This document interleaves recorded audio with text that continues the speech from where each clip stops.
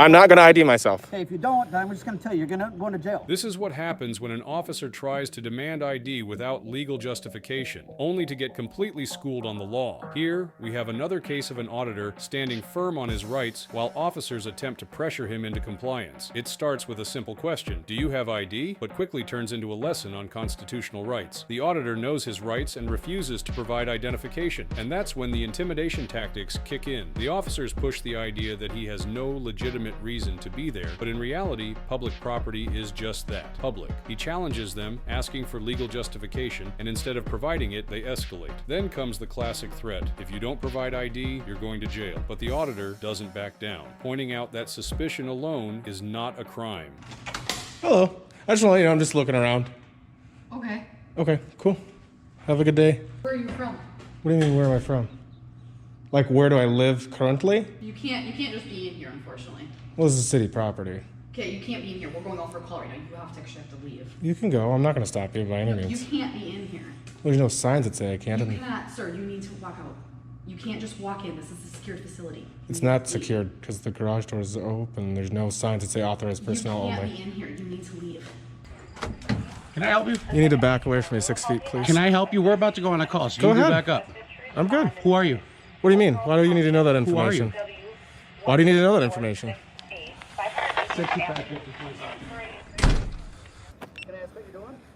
I think it's pretty evident what I'm doing. I don't know who you are. Also legal. Okay. You got an ID on you? I sure don't. You don't have an ID on you? No, I don't. Okay, what's your name? I'm not going to give you that.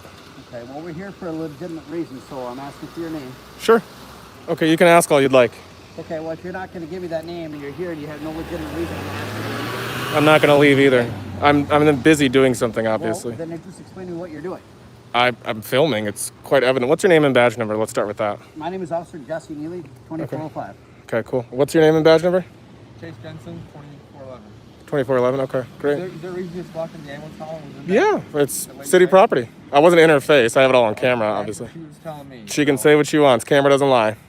Well, can you show us then? Because it's not open to the public just to walk in there. It definitely is. No, it's not. There's a reason that it's not open. No. Here's before we go any further, I'm going to explain something to you. It's not up to you. It is up to me. There's no signs, and it was wide open. I'm not going to listen to you because you're not correct. I'm not going to leave either. I'm busy conducting business right now. That building because there's medical supplies Okay, in there. point to me the sign then. It doesn't have to be posted. Doesn't have to be. No. So it's about reasonability. Reasonable, right? So first and foremost, let's start with RAS. Reasonable articulate suspicion would require that me filming, which by the way is a constitutionally protected activity, is allowed. You can't condone that as suspicious. What's your name and badge number, ma'am? You don't know? Okay, what's your badge number? 2413. Good. Do you have a business card? What is with your attitude? Well, the whole shoulder shrug thing tells me either that you're young and you don't care, or B, you don't like me. Okay, then let me get your business card. Let me get your business card as well. Okay, so now that you So did actually violate the law, you are required to give some identification. What violation would that be? Okay, you. 10-4. You have to. I'm telling you. Sure. You prevented the ambulance from responding to a call. Incorrect. In fact, on film, we can talk to the judge about it, but You can talk to the judge about it. you're gonna have to go too. That's the thing. You don't know that. Because I do. Because Now you have to. I'm not gonna ID myself. Okay, if you don't, then I'm just going to tell you, you're going to jail. Okay. Okay, you have. I've been to jail before. I'm okay with You that. have to supply an ID when you violated the law. I didn't violate the law because an obstruction of a legal process or an emergency service would require me standing in the way, which I did not do. They chose to not leave. Okay. I even said they don't have to leave. Yeah, that doesn't stop anyone from going You anywhere. can't leave that building unsecured. There's medical stuff. I got out. Okay. I'm standing here talking to you, am I not? What is wrong with you? What is your? Something's wrong with you. You don't understand the law, number one.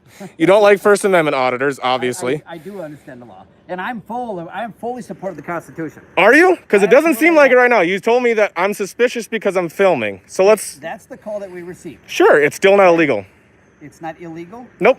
Doesn't mean... And I don't have to ID to you. Being suspicious is not illegal in itself. Correct. Correct. But when you prevent them from responding to a call, I would actually have to do that in order for them to not be able that to... is illegal. Okay, well, I'd have to actually prevent You are them. required to present an I'm not going to prevent ID. I will show you my camera. Okay, show me the camera then. Show Great. me that. Okay, they're back, guys. All right, so you're who again? I'm the chief here. Okay, what's your last name, sir? Michaels. Michaels, Chief Michaels. Okay. I'm Rowdy. I go by Rowdy. Nice to meet you. Nice to meet you as well. What's going on?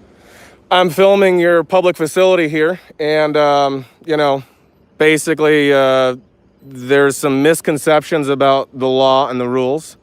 Also, in regards to, I think it's 968.24 would be your reasonable articulable suspicion to stop me in the state of Wisconsin regarding getting my ID and regarding suspicious activity or the worry that I'm committing a crime, about to commit a crime, or I just have committed a crime.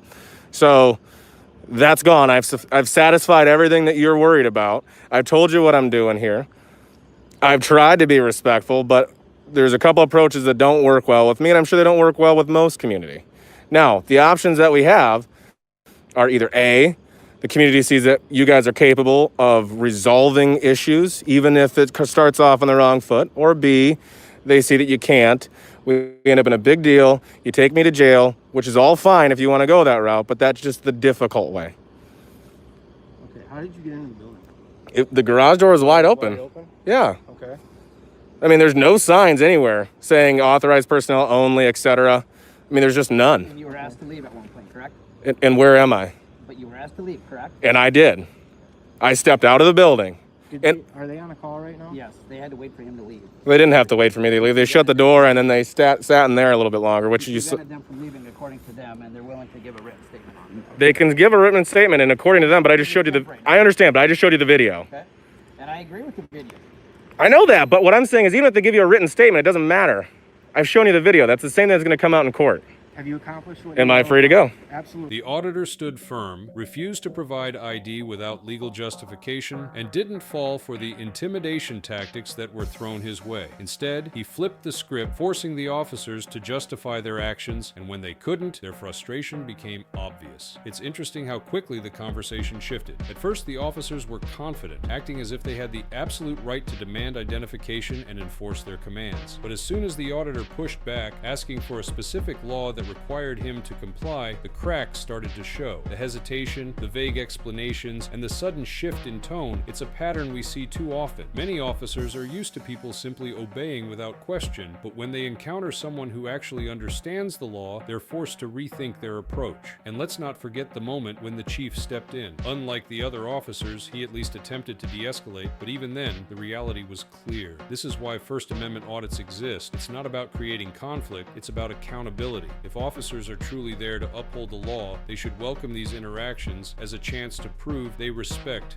people's rights. Instead, we often see situations like this where authority is questioned, and suddenly the focus shifts from law enforcement to control. In the end, the auditor walked away free to go without providing ID, proving once again that knowing your rights is the best defense against unlawful demands. And while this might have been a learning experience for these officers, it's also a reminder to the public. If you don't stand up for your rights, no one else will. What do you think? Was this a case of officers overstepping, or was this just a misunderstanding? Drop your thoughts in the comments.